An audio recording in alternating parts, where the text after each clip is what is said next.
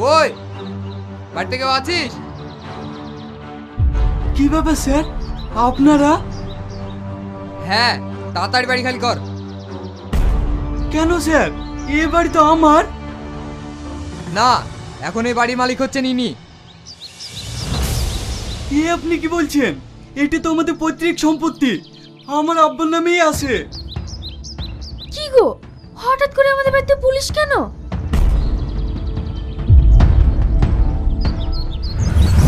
না তুই না, এটা তুমি আমার সাথে করতে পারো না।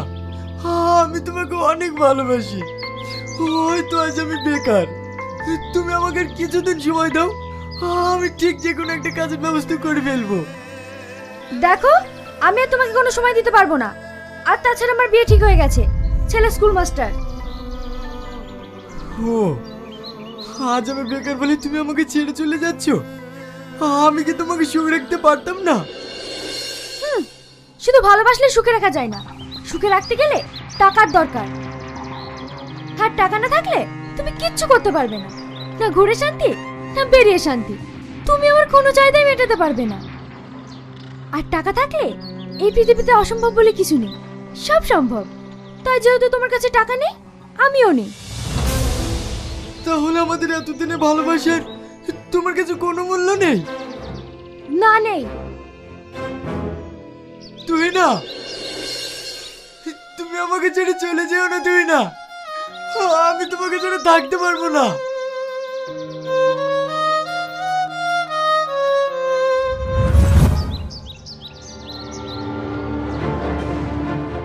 এই দেখেন দলিল, এই জমি আমার আব্বার নামে লেখা আছে।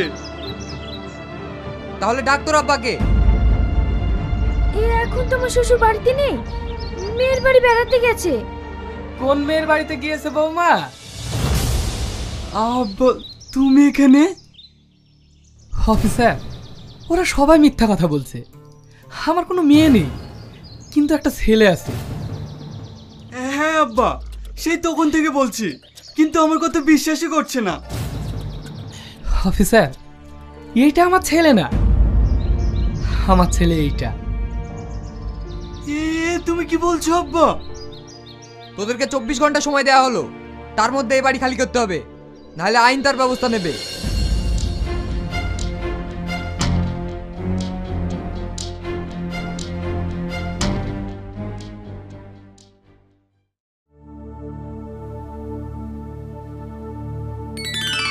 চাচা, প্রেশারের ওষুধটা খেয়েছো? হ্যাঁ বাপ। ওষুধগুলো টাইম মতো খাবে।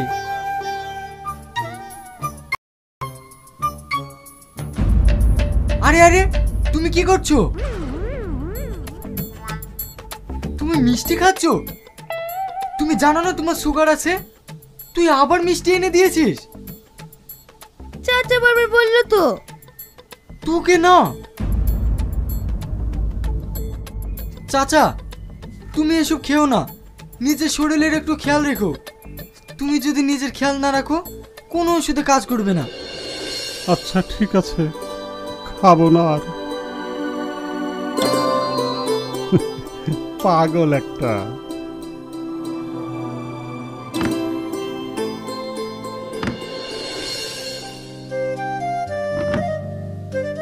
চাচা, তুমি তোমার ছেলে বৌমার সাথে এটা কেন করলে?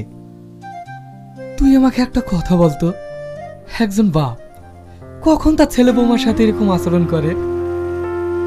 আমিও চেয়েছিলাম ছেলে বৌমা নাতি পুতি সবাইকে নিয়ে অনেক সুখে থাকতে, কিন্তু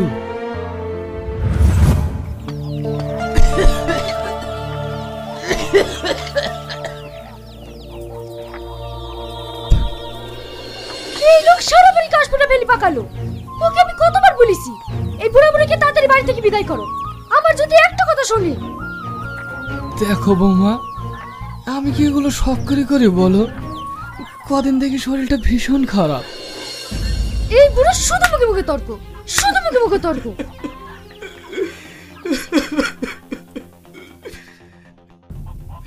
বৌমা, কে বৌমা?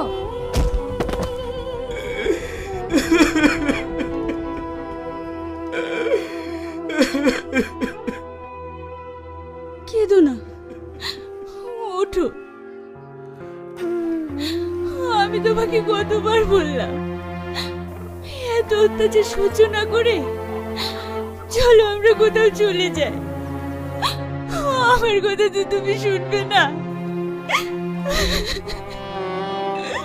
দেখো, আমরা বাপ মা, সন্তান যতই ভুল করুক না কেন, আমরা কি তাকে ছেড়ে থাকতে পারবো? বাবা মাকে সব সহ্য করতে হয়। সেদিন তো তোমাকেও মারলো, তখন তো আমিও বলেছিলাম চলো আমরা এখান থেকে চলে যাই। তখন তুমি কি বললে? বললে ছেলে বাবার হাতেই মরবো, তা ওদের ছেড়ে কোথাও যাবো না।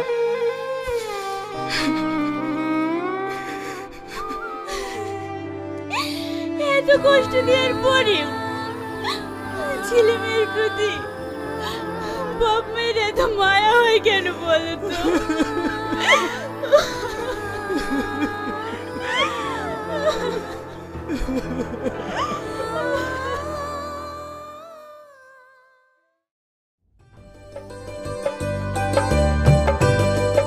আরে থাক থাক, আর দিস না।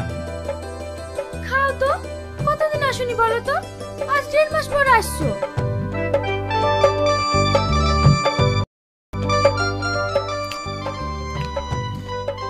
তো শ্বশুর শাশুড়িকে দিয়েছিস তো? হ্যাঁ হ্যাঁ দিয়েছি। ছাড়ো তো ওদের কথা, ওরা খাচ্ছে। এই নাও, বৌমা দিয়ে গেল, খেয়ে নাও।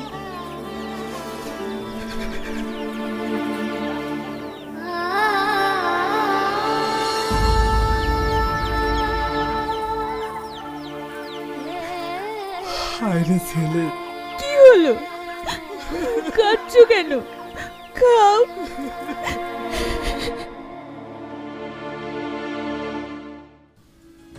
আর এক পিস নাও।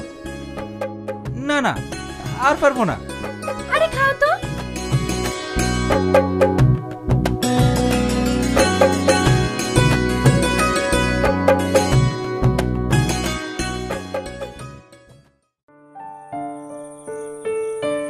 কিরে, কদিন থেকে দেখছি তোর মনটা খারাপ, কিছু হয়েছে?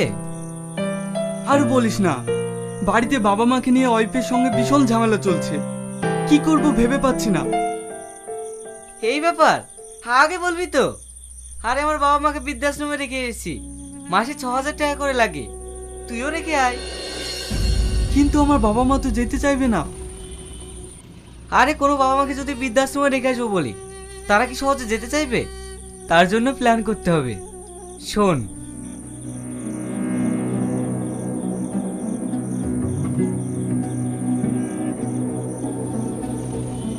যদি বুঝে যায়? আরে বুঝতে পারবে না, আমিও তোমার বাবা মাকে এই প্ল্যানেই রেখে এসেছি।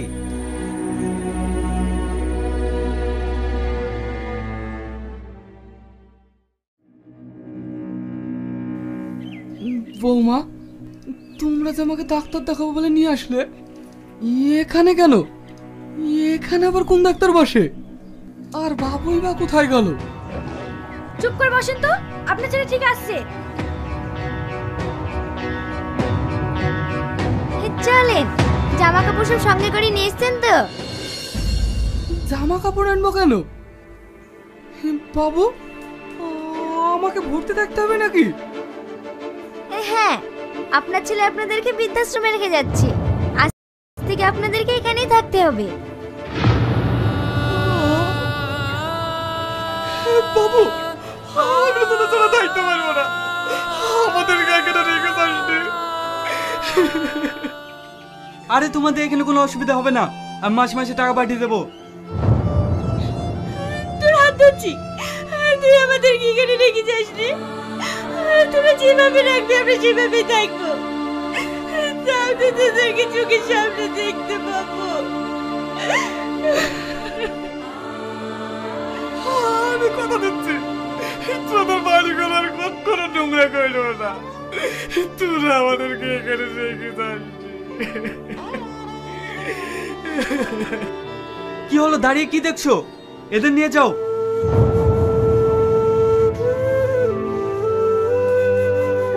কি হলো, এসো।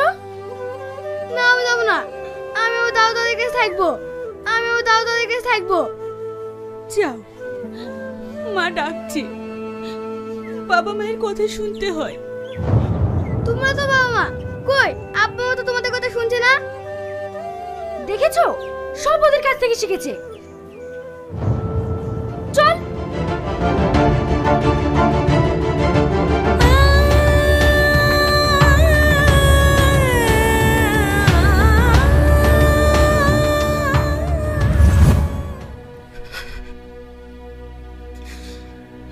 আমরা বাবা মায়েরা ছেলে মেয়েদের নিয়ে যে হাজারো স্বপ্ন দেখি, কিন্তু ছেলে মেয়েদের কাছে বাবা মায়েরা কেন যে বোঝা হয় ভেবে পাই না। দেখ, এখানে যতগুলো বাবা মা আছে সবার ছেলে, কেউ ডাক্তার, কেউ উকিল, কেউ মাস্টার, কেউ ইঞ্জিনিয়ার। প্রত্যেকটা চাকরিজীবী শিক্ষিত ছেলে মেয়ের বাবা মায়েরাই এই বৃদ্ধাশ্রমে থাকে। কোন বৃদ্ধাশ্রমে একটা মূর্খ ছেলের বাবা মাকে পাবি না, কিন্তু আমরা বাবা মেয়েরা এতটাই বোকা, সবকিছু জেনেও ছেলে মেয়েদেরকে নিয়ে হাজারো স্বপ্ন দেখি।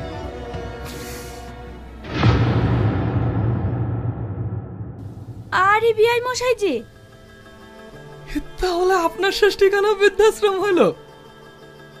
ভালোই হলো, বাঁচবার কদিন, সবাই মিলে একসাথেই থাকবো।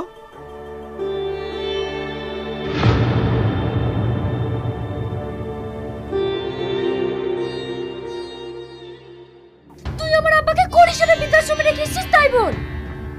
ও তো যদি বাপের প্রতি দরদ, তাহলে তুই কেন শ্বশুর শাশুড়িকে বৃদ্ধাশ্রমে রেখেছিস? তোর বাপ ক্ষমা স্বামী বুঝতে পারবে না, তাই বৃদ্ধাশ্রমে রেখেছে। তুই যা পারিস তাই করলি গা। খুব তো স্বামী স্বামী করছিস। তোর স্বামী অমনি উকিল হয়নি রে, আমার বাপ নিজে না খেয়ে উকিল বানিয়েছে। তোরা আজ যে বাড়িতে থাকছিস সেই বাড়িটা আমার বাপের তৈরি, আর আজ আমার বাপ তোদের কাছে বোঝা হয়ে গেল না। ঠিক আছে, আমার বাপকে তোদের বুঝতে হবে না, তার মেয়ে এখনো মরে যায়নি, আমার বাপকে আমি পুষবো।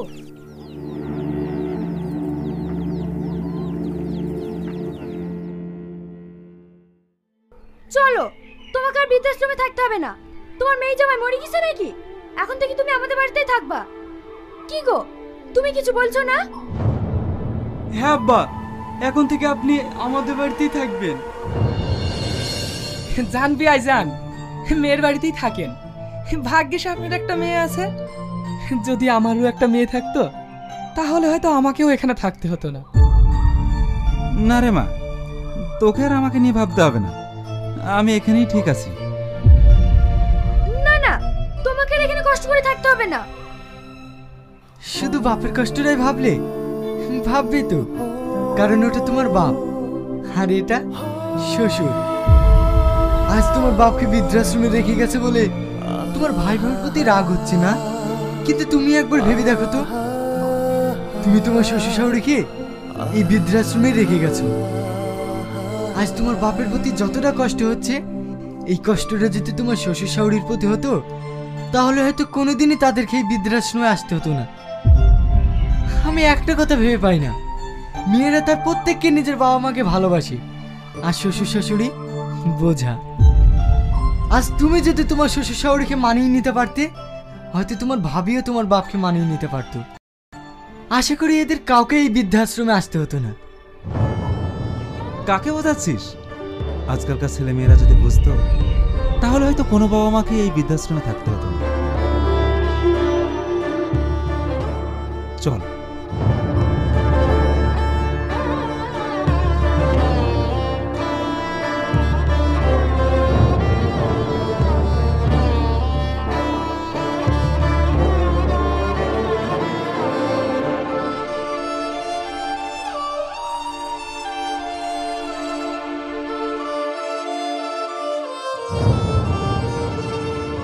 আপনাদের উদ্দেশ্যে একটা কথা বলি, আজকাল আমাদের সমাজে এরকম ঘটনা অনেক ঘটে চলেছে।